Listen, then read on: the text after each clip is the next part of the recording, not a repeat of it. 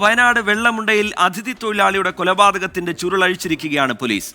ഉത്തർപ്രദേശ് സഹാറൻപൂർ സ്വദേശികളായ മുഹമ്മദ് ആരിഫ്, ഭാര്യ സൈനബ് എന്നിവരെ അറസ്റ്റ് ചെയ്തു.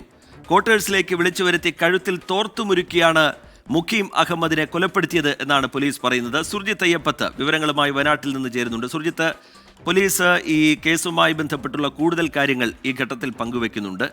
ഈ കൃത്യം നടത്തിയത് എങ്ങനെ, ഇവരുടെ പങ്കാളിത്തം, അവരത് നടപ്പിലാക്കിയ രീതി, പോലീസ് ഏറ്റവും ഒടുവിലായി വിശദീകരിക്കുന്ന കാര്യങ്ങൾ എന്ത് സുർജിത്ത്? ഇന്നലെ രാത്രിയിലാണ് വയനാട് വെള്ളമുണ്ടയിൽ നിന്ന് ഈ അരുംകൊലയുടെ വാർത്ത പുറത്തു വരുന്നത്.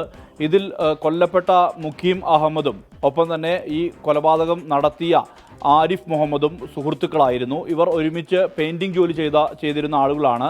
അതായത് വയനാടിൻ്റെ വിവിധ പ്രദേശങ്ങളിൽ പെയിൻറ്റിംഗ് ജോലി ഒരുമിച്ച് ചെയ്തിരുന്ന ആളുകളാണ്. 10 വർഷമായി ഇവർ പല ഘട്ടങ്ങളിലായി ഇവിടെയുണ്ട്.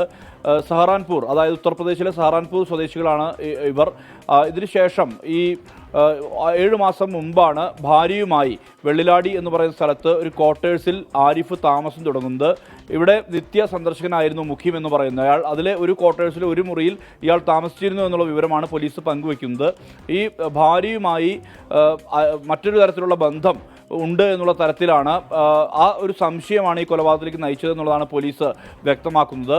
എന്തായാലും ഇന്നലെ ഉച്ചയ്ക്ക് 12 മണിയോട് കൂടിയാണ് മുഖീമിനെ ഭാര്യയെ ഉപയോഗിച്ചുകൊണ്ട് ഇയാൾ വിളിച്ചു വരുത്തുന്നത്. ഇയാൾ വിളിച്ചു വരുത്തിയ ശേഷം ഭാര്യയും ഈ ഭാര്യയായിട്ടുള്ള സൈനബും ഒപ്പം തന്നെ ഈ മുഖീമും സംസാരിച്ചിരിക്കുമ്പോൾ പിറകിലൂടെ എത്തി ഈ കഴുത്തിൽ തോർത്തിട്ട് മുറുക്കിയാണ് ഈ കൊലപാതകം നടത്തിയത് എന്നുള്ളതാണ് പോലീസ് വ്യക്തമാക്കുന്നത്. ഈ കൊലപാതകം നടത്തിയ ശേഷം വൈകിട്ട് ഒരു 3 മണിയോട് കൂടിയാണ് ഇയാൾ ഈ മൃതദേഹം അറുക്കാൻ തുടങ്ങുന്നത്. അതായത് വിവിധ കഷ്ണങ്ങളാക്കുകയായിരുന്നു.